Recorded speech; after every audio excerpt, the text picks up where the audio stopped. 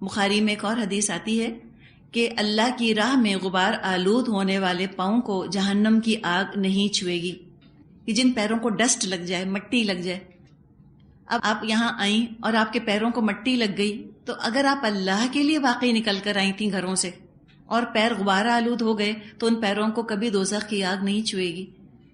تو سوچیں کہ اس مٹی کو اللہ نے کتنا قیمتی بنا دیا. یہ وہ مٹی دنیا کی، یہ جہنم کی آگ سے آڑ بن جائے گی. اللہ کی راہ میں نکلنے والے قدم اللہ کو اتنے محبوب ہیں. تو سائحون، اللہ کی خاطر زمین میں گردش کرنے والے، اور راکعون، اس کے آگے رکوع کرنے والے، جھکنے کی کیفیت ہے اس کے اندر. یہ سارے کام کر کے عابدون، حامدون، تائبون، سائحون، یہ سب کر کے اکڑ نہیں آتی ان کے اندر، کوئی غرہ نہیں ہو جاتا کہ میں کتنا اچھا کتنا نیک ہوں، بلکہ وہ جھکے رہتے ہیں. عاجزی، موڈسٹی ہوتی ہے ان کے اندر. کوئی وہ خاص اعلیٰ مقام نہیں چاہ رہے ہوتے، کوئی ڈسٹنگوشڈ پوزیشن کی تلاش میں نہیں ہوتے، بلکہ جھکنے والے، راکعون، اور الساجدون، سجدہ کرنے والے. تو راکعون اور ساجدون جہاں ان کا سمجھیے کہ ایک رویہ ہے جو بیان کیا گیا، عاجزی ہوتی ہے، ہیوملٹی ہوتی ہے ان کے اندر، موڈسٹی ہوتی ہے ان کے اندر. اس کے ساتھ ساتھ یقیناً راکعون اور ساجدون سے نمازوں کی طرف بھی انسان کا دھیان جاتا ہے. رکوع کرنے والے، سجدہ کرنے والے، فرض نمازیں تو پڑھتے ہی پڑھتے ہیں، اس کے علاوہ تنہائی میں بھی اپنے رب سے لو لگانا، اور جب کوئی نہ دیکھ رہا ہو وہ نماز پڑھنا جو کہ فرض بھی نہیں، نوافل ادا کرنے کا اہتمام کرتے ہیں. جیسے کہ سورہ الف لام میم السجدہ میں آیت آتی ہے، تتجافى جنوبهم عن المضاجع يدعون ربهم خوفا وطمعا، کہ وہ لوگ ہیں کہ جن کی پیٹھیں اپنے بستروں سے جدا رہتی ہیں، راتوں کو اپنے رب کی عبادت کرتے ہیں، اللہ کو پکارتے ہیں خوف سے اور طمع سے. سورہ فرقان میں فرمایا یبیتون لربہم سجدا وقیاما، ان کی راتیں گزرتی ہیں اپنے رب کے حضور میں سجدہ کرتے اور کھڑے ہوتے ہوئے. تو یہ لوگ جو کثرت سے اپنے رب کو یاد کرتے ہیں، اور اس کی ضرورت پڑتی ہے انسان کو کثرت سے اللہ کو یاد کرنے کی، اس لیے کہ فوکس بہت جلدی شفٹ ہوتا ہے انسان کا. ہمیں پتہ ہی نہیں چلتا کہ ہم نے شروعات تو کی تھی اللہ سے تجارت کر کے، اللہ کے ہاتھ پر رکھا تھا اپنا مال اور اپنی جان، پتہ نہیں کب فوکس شفٹ ہو گیا، کب تجارت کی نوعیت بدل گئی اور ہم نے بجائے اللہ کے انسانوں کو اپنا خریدار بنا لیا، یا ہم نے اپنی رضا کی خاطر فلاں کام شروع کر دیا. نیت اتنی جلدی بدلتی ہے انسان کی، پتہ ہی نہیں چلتا کب بگاڑ آ گیا، کب خرابی آ گئی، کب انا پرستی آ گئی، کب جو ہے وہ اندر سے نفس اکڑ کر کھڑا ہو گیا. رکوع کی کیفیت، سجدے کی کیفیت اس نے چھوڑ دی اور اس نے کہا کہ میں سب سے اچھا ہوں، مجھ سے تو اچھا کوئی ہے ہی نہیں، مجھے پتا ہے، آپ کو کیا پتا، میں جانتا ہوں آپ نہیں جانتے. یہ انداز خود پرستی کا، اپنی پیٹھ تھپ تھپانا، پتہ نہیں کب آ جاتی ہیں یہ چیزیں، کتنے چپکے سے آ جاتی ہیں. تو بار بار اپنے رب کے آگے جھکنا تاکہ اپنا مقام یاد رہے، اپنی حیثیت یاد رہے. جب ناک زمین پر لگے تو یاد رہے کہ اس مٹی سے ہم بنے تھے، اسی مٹی میں واپس ہمیں لوٹ کے جانا ہے. کیا غرور اور کیا تکبر اور کیا غرہ اپنی اتنی سی عبادت کا. قیامت کے بارے میں تو آتا ہے کہ وہ شخص جس نے ساری زندگی اللہ کی عبادت میں گزاری ہوگی، اس کو قیامت کے دن اپنی وہ عبادت بھی کم لگے گی. تو کیا غرہ کر سکتا ہے انسان؟ اور پتہ کیسے چلتا ہے غرے کا؟ ہم کو تو نہیں پتہ چلتا کہ ہم کوئی بہت زیادہ پراؤڈ فیل کر رہے ہیں اپنے کام پر. پتہ چلتا ہے ہماری باتوں سے، جب ہم بہت ذکر کرتے ہیں ان کا، اور جب ہم اس کو اس طرح سے اس کا تذکرہ کرتے ہیں کہ کتنی مشکل اٹھا کے ہم یہ کام کر رہے ہیں، بس ہمارا ہی دل جانتا ہے. اس کا مطلب ہے کہ ہمارے اندر کوئی غرہ پیدا ہو رہا ہے. ہم سمجھتے ہیں واہ کیا بات ہے میری کہ میں کس قدر مشکل اٹھا کے یہ کام کر رہی ہوں. اگر کر رہے ہیں تو اپنے لیے کریں، تو رکوع اور سجدے کے ساتھ جھک کر کریں. جب اللہ کی عظمت کا احساس ہوگا اور اس سودے کی قیمت کا احساس ہوگا کہ بدلے میں اللہ کیا دے رہا ہے، کچھ کمپریہنشن ہوگا ریٹرن کا، تو احساس ہوگا کہ ہم تو کچھ بھی نہیں کر رہے، جو اللہ قیمت دے رہا ہے وہ تو بہت ہے. تو راکعون الساجدون، رکوع کرنے والے، سجدہ کرنے والے. یہ جو ہم نے صفات پڑھی تائبون سے لے کر ساجدون، اس سے انسان مقام بندگی پر قائم رہتا ہے، اللہ کا بندہ بنا رہتا ہے. بعض دفعہ یہ ہوتا ہے کہ لوگ ساری زندگی انہی کاموں میں گزار دیتے ہیں اللہ کا بندہ بنے رہنے میں. تو نہ صرف ہمیں اللہ کا بندہ بننا ہے بلکہ اللہ کا پیغام بھی تو لوگوں کو پہنچانا ہے.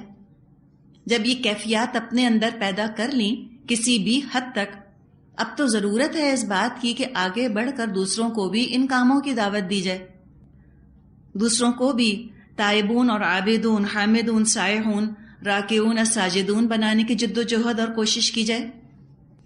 خالی اپنی ہی عبادت کے خول میں بند ہو کے تو نہیں بیٹھ جانا، بلکہ آگے نکل کر اب لوگوں سے بھی انٹریکٹ کریں. گوشہ نشینی اللہ کو پسند نہیں. اسلام نے ہم کو معاشرے سے کٹ آف ہونے کا حکم نہیں دیا، بلکہ اب آگے نکلو. تم اب تو بن گئے ہو، اب تم رسالت والا کام بھی کرو، اللہ کا پیغام پہنچاؤ. تو آگے جو کام آ رہے ہیں 3، یہ ہیں دراصل رسالت والے کام، کار رسالت. تو ابدیت اور رسالت میں توازن ہونا چاہیے، بیلنس. مقام ابدیت یاد رکھو اور جو رسالت کی ذمہ داری ہے اس کو بھی تم یاد رکھو. خاص طور پہ تم مسلمانوں، کنتم خیر امۃ اخرجت للناس تأمرون بالمعروف وتنہون عن المنکر وتؤمنون باللہ. یہ تو کرنا ہی کرنا ہے، لوگوں تک بھی پیغام پہنچانا ہے.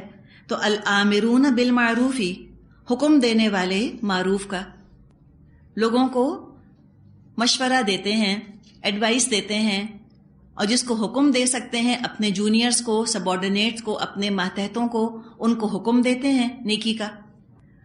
اور یہ جو حکم دینا ہے، امر بالمعروف، مشورہ دینا ہے نیکی کا، یاد رکھیے یہ کام پہلے سے سکھایا نہیں جا سکتا. جیسے نماز، وہ تو سکھائی جا سکتی ہے نا، نماز سکھا دی، اب نماز پڑھ لیں. حمد، ایک کلمہ سکھا دیا، سبحان اللہ و بحمدہ، سبحان اللہ العظیم، یہاں سکھایا، وہاں آپ پرفیکٹ بھی پڑھ سکتی ہیں.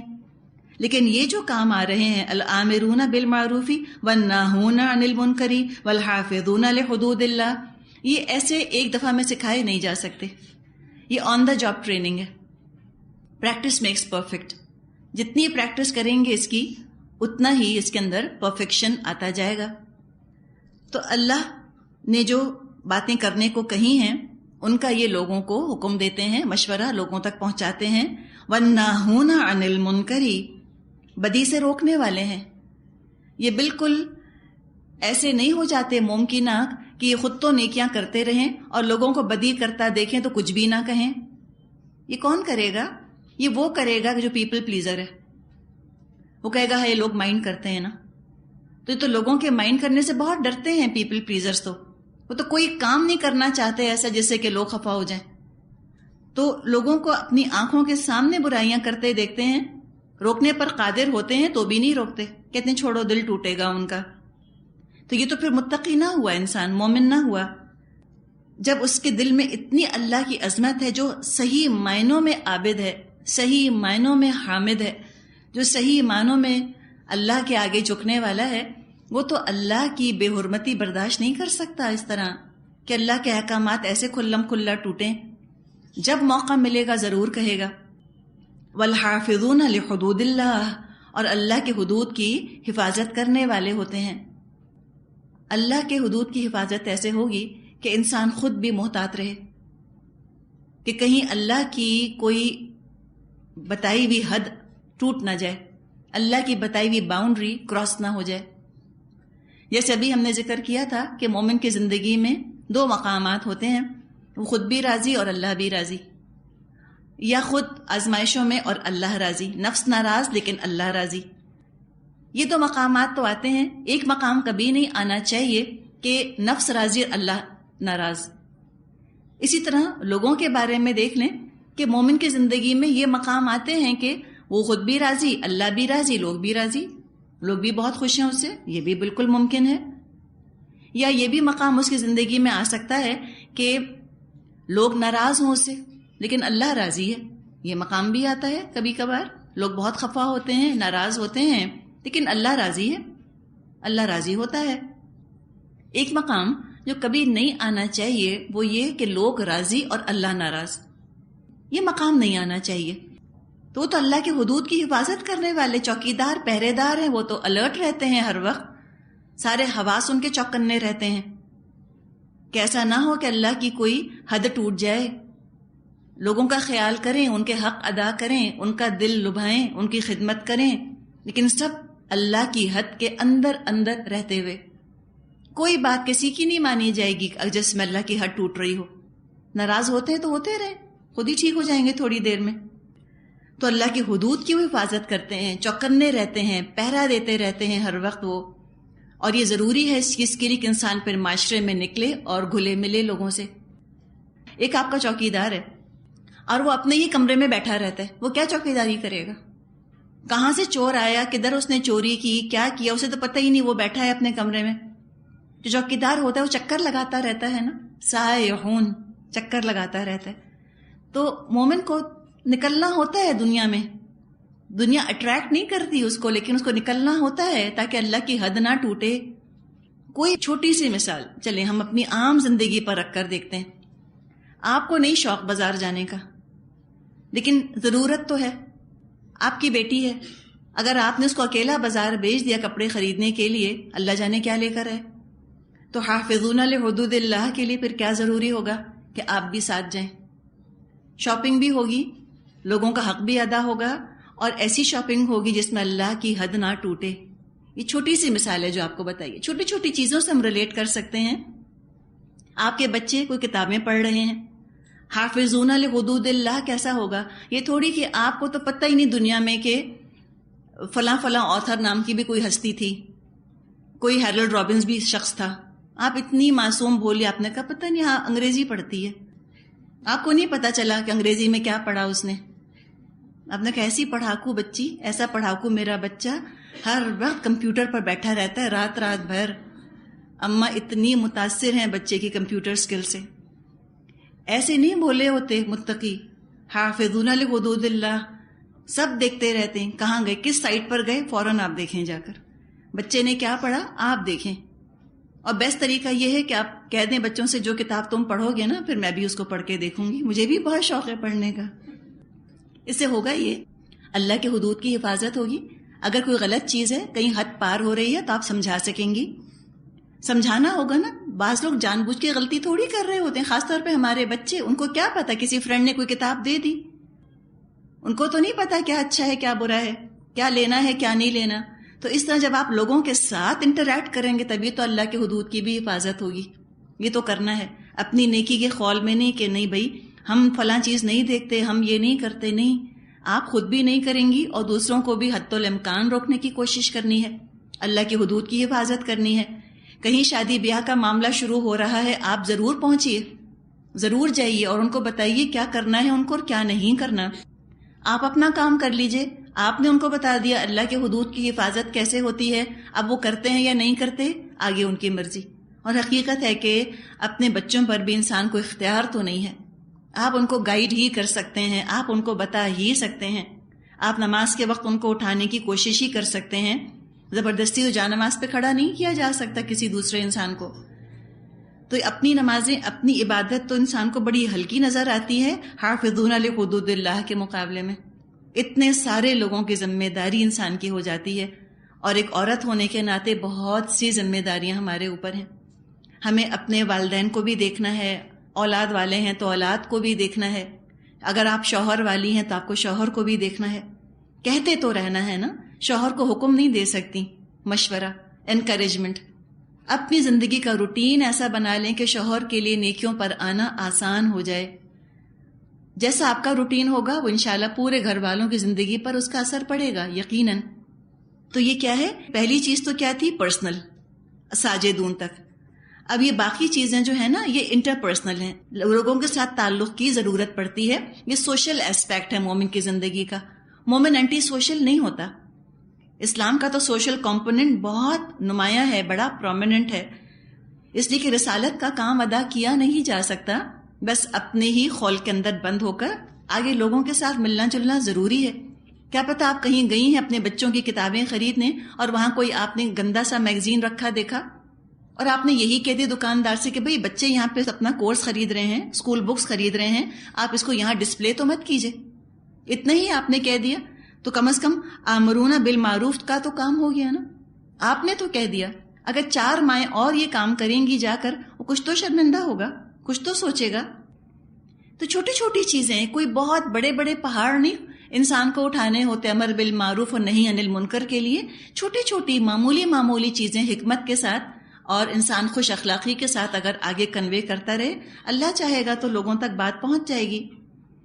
تو یہ ساری صفات موجود ہونی چاہیے، خلوت میں ہوں، جلوت میں ہوں، تنہائی میں ہوں، پبلک میں ہوں۔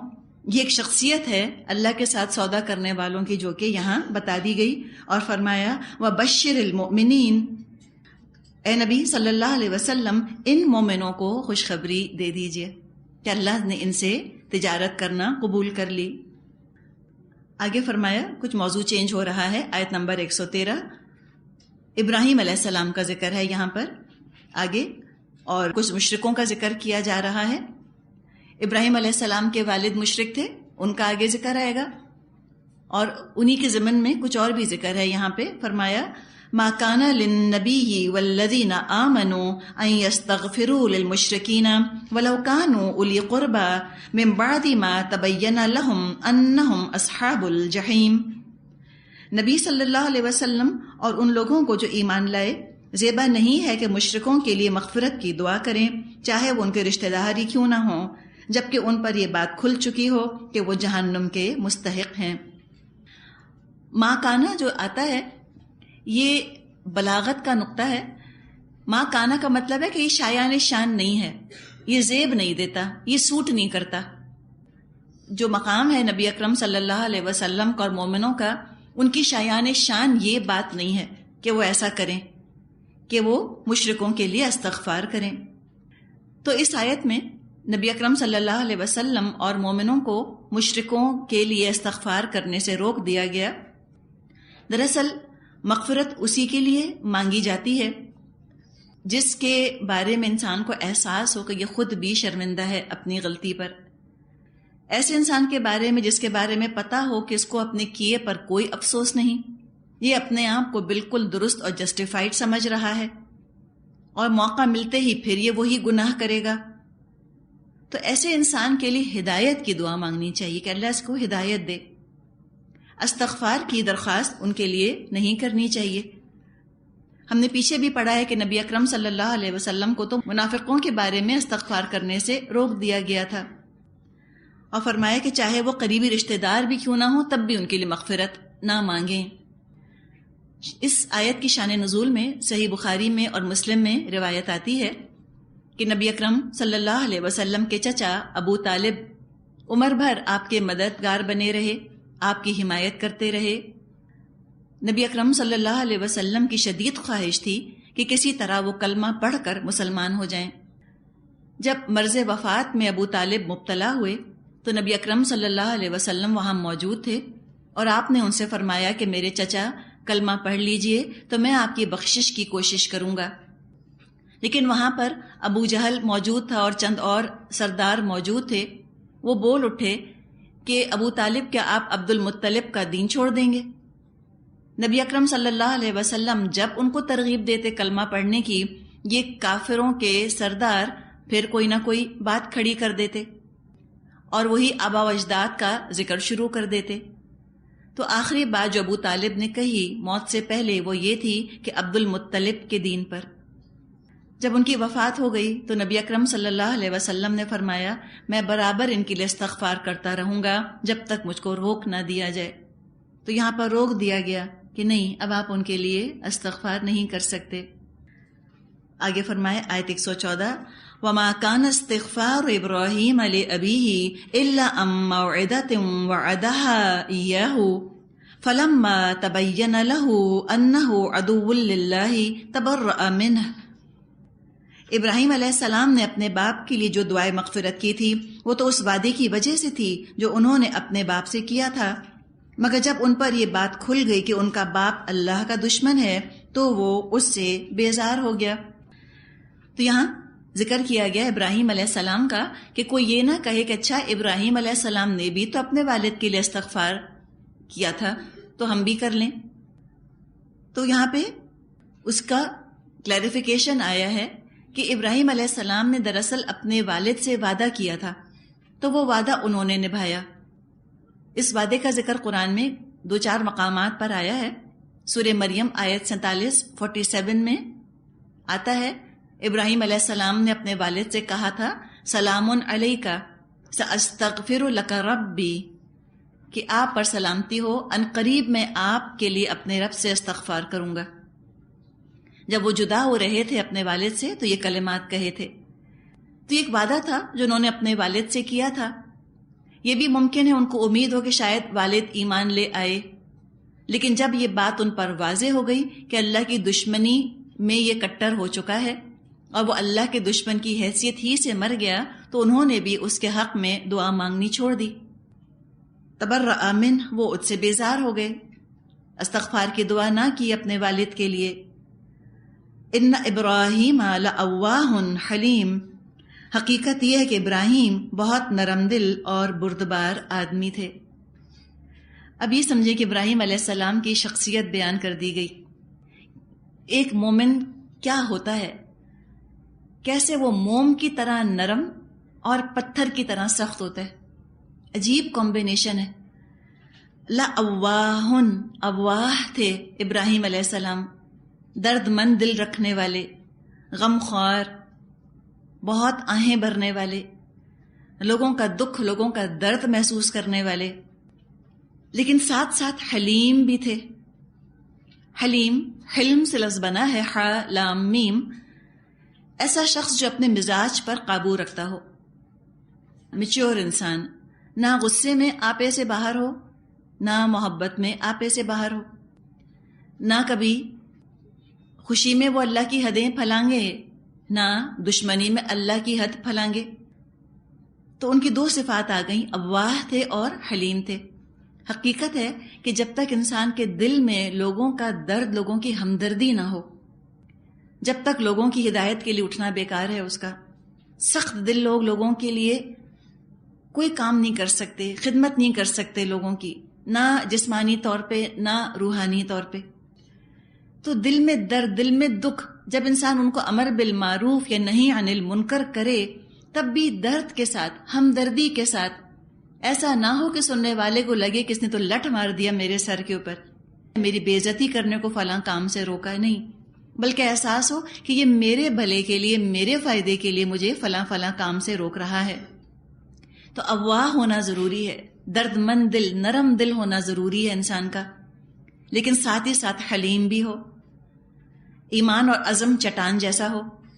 جب تک اپنے ایمان پر مضبوطی کے ساتھ جمع نہ ہو انسان، وہ بھی دوسروں کے لیے کچھ نہیں کر سکتا۔ اگر وہ موم کی ناک ہے اس طرح سے کہ جس طرف چاہیں لوگ اس کو موڑ لیں، امر بالمعروف وہ کیا کرے یا نہیں عن المنکر وہ کیا کرے، وہ تو خود لوگوں کے پیچھے چل پڑتا ہے چھوٹی چھوٹی باتوں میں، تو پھر وہ بھی دین کا کام نہیں کر سکتا۔ یہ دونوں صفات، اواہ بھی ہونا اور حلیم بھی ہونا، یہ بہترین کمبینیشن ہے۔ آگے فرمایا آیت نمبر 115 اور 116، وَمَا كَانَ اللَّهُ لِيُضِلَّ قَوْمًا بَعْدَ إِذْ هَدَاهُمْ حَتَّى يُبَيِّنَ لَهُم مَّا يَتَّقُونَ إِنَّ اللَّهَ بِكُلِّ شَيْءٍ عَلِيمٌ۔ اللہ کا یہ طریقہ نہیں ہے کہ لوگوں کو ہدایت دینے کے بعد پھر گمراہی میں مبتلا کرے، جب تک کہ انہیں صاف صاف بتا نہ دے انہیں کن چیزوں سے بچنا چاہیے۔ در حقیقت اللہ ہر چیز کا علم رکھتا ہے۔ ان اللہ لہ ملک السماوات والارض یحیی ویمیت وما لکم من دون اللہ من ولی ولا نصیر۔ بے شک اللہ ہی کے قبضے میں آسمان اور زمین کی سلطنت ہے، اسی کے اختیار میں زندگی اور موت ہے، اور تمہارا کوئی حامی اور مددگار ایسا نہیں ہے جو تمہیں اس سے بچا سکے۔ تو یہ بات یہاں پر بتا دی گئی ہے کہ اللہ تعالیٰ نے اپنا دین، اپنی شریعت بالکل واضح فرما دی، بڑے بڑے گناہ سے لے کر، حرام سے لے کر، اور چھوٹے چھوٹے صغیرہ گناہ ان کے بھی بارے میں ہمارے دین نے ہمیں بتا دیا کہ دیکھو کیا کرنا ہے کیا نہیں کرنا۔ اور اس کے بعد بھی اگر کوئی فتنے کے اندر ڈالتا ہے اپنے آپ کو اور برائی کی طرف اپنا رخ کرتا ہے، تو اس میں اللہ پر تو کوئی الزام نہیں۔ اللہ کو چھوڑ کے جو دوسروں کو اپنا ساتھی بناتا ہے، اس نے تو اپنے ہی اوپر ظلم کیا۔ سب سے بڑھ کر انسان پر حق تو اللہ کی ذات کا ہے. سب سے زیادہ ہماری وفاداریوں کا، ہماری اطاعت، اوبیڈینس، ہماری لائلٹیز کا اور محبت کا حقدار تو اللہ ہے. سب سے بڑا احسان اللہ ہی کا ہے، اسی کو ولی بنانا ہے، اسی کو مددگار. آگے فرمایا آیت نمبر 117 118 لقد تاب الله على النبي والمهاجرين والأنصار الذين اتبعوه في ساعة العسرة من بعد ما كاد يزيغ قلوب فريق منهم ثم تاب عليهم إنه بهم رؤوف رحيم.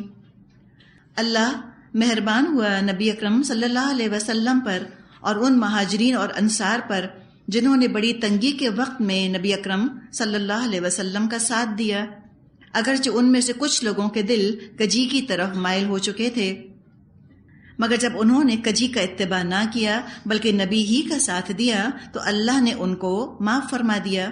بے شک اس کا معاملہ ان لوگوں کے ساتھ شفقت اور مہربانی کا ہے. تو یہاں ذکر کیا گیا دو کیٹیگریز کا مومنوں کی.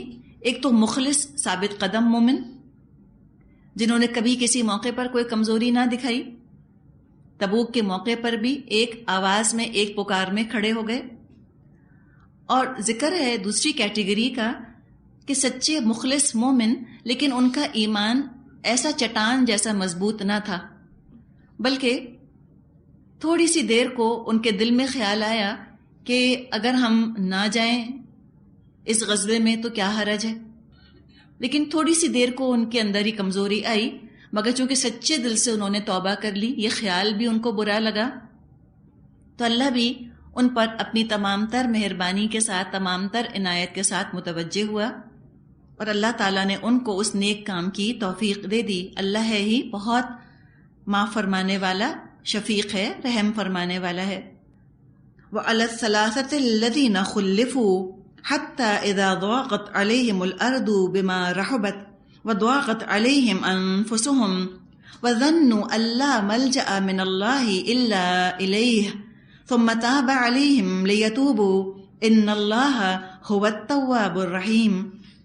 اور وہ تین لوگ بھی جن کے معاملے کو ملتوی کر دیا گیا تھا، جب زمین اپنی ساری وسعت کے باوجود ان پر تنگ ہو گئی اور ان کی اپنی جانیں بھی ان پر بوجھ ہونے لگیں، اور انہوں نے جان لیا کہ اللہ سے بچنے کے لیے کوئی جائے پناہ خود اللہ ہی کے دامن رحمت کے سوا نہیں ہے، تو اللہ اپنی مہربانی سے ان کی طرف پلٹا تاکہ وہ اس کی طرف پلٹ آئیں. یقیناً وہ بڑا معاف کرنے والا اور رحیم ہے. اب یہاں پر ذکر کیا گیا ہے ان تین اشخاص کا جن کا معاملہ ملتوی کیا گیا تھا. آیت نمبر 106 میں بھی ہم نے ان کا ذکر پڑھا تھا کہ ان کا معاملہ مؤخر کیا گیا، ان کا ذکر کیا گیا. یہ تین صحابہ کعب بن مالک، ہلال بن امیہ اور مرارہ بن ربیع رضی اللہ عنہم تھے. آپ کو یاد ہوگا ہم نے ذکر کیا تھا کہ 10 مخلص مومن تھے جو کہ غزوہ تبوک میں ساتھ نہ گئے تھے. 7 کا معاملہ تو پہلے طے ہو گیا جنہوں نے مسجد نبوی میں ستونوں سے اپنے آپ کو باندھ لیا تھا. 3 کا معاملہ پینڈنگ رہا. ان 3 صحابہ کا معاملہ 50 دن تک التوا میں رکھا گیا، پینڈنگ رکھا گیا، اور نبی اکرم صلی اللہ علیہ وسلم سے لے کر اور مدینے کا کوئی شخص ان سے بات نہ کرتا تھا. تو اس کے بارے میں فرمائے اذا ضاقت علیہم الارض بما رحبت، زمین تمام تر فراخی کے باوجود ان پر تنگ ہو گئی، اس لیے کہ انہوں نے جہاد سے جی چرایا تھا. یہ بات آج بھی 100% درست ہے. جو جہاد سے جی چراتا ہے زمین اس پر تنگ ہو جاتی ہے. مسلمان آج جہاد سے جی چرانے لگ گئے تو لگتا ہے کہ مسلمانوں کے لیے کوئی جائے پناہ ہے ہی نہیں پوری دنیا میں. جو لوگ اللہ کی راہ میں نہیں نکلتے، گھروں کی محبت ان کو نہیں نکلنے دیتی، ان کو جتنے مسائل ہیں اپنے گھروں کے اندر کبھی آپ ان سے سنا کیجئے کس قدر ان کی زندگیاں جو ہیں وہ تنگ ہوئی بھی ہوتی ہیں. تو کشادگی کے باوجود زمین تنگ ہو جاتی ہے مسلمان کے اوپر جب وہ جہاد فی سبیل اللہ میں حصہ نہیں لیتا، اپنی جانیں بھی تنگ ہوتی ہیں. ان 3 صحابہ کا انشاءاللہ معاملہ بھی ہم ڈسکس کرتے ہیں کہ کیسے زمین ان پر مدینے کی تنگ ہو گئی. آپ دیکھیں انسان کو اپنے شہر میں، اپنے گھر میں وسعت کا، کشادگی کا احساس اس وقت ہوتا ہے جب سب کے دل ایک دوسرے کے لیے کھلے ہوں، سب گھر والوں کے تعلقات آپس میں ایک دوسرے سے اچھے ہوں. لیکن اگر دلوں کے دروازے بند ہو جائیں تو چاہے کوئی محل میں بھی رہتا ہو، گھٹن کا اور تنگی کا اس کو احساس ہونے لگتا ہے. ایسا لگتا ہے جیسے قید خانے میں رہ رہے ہیں.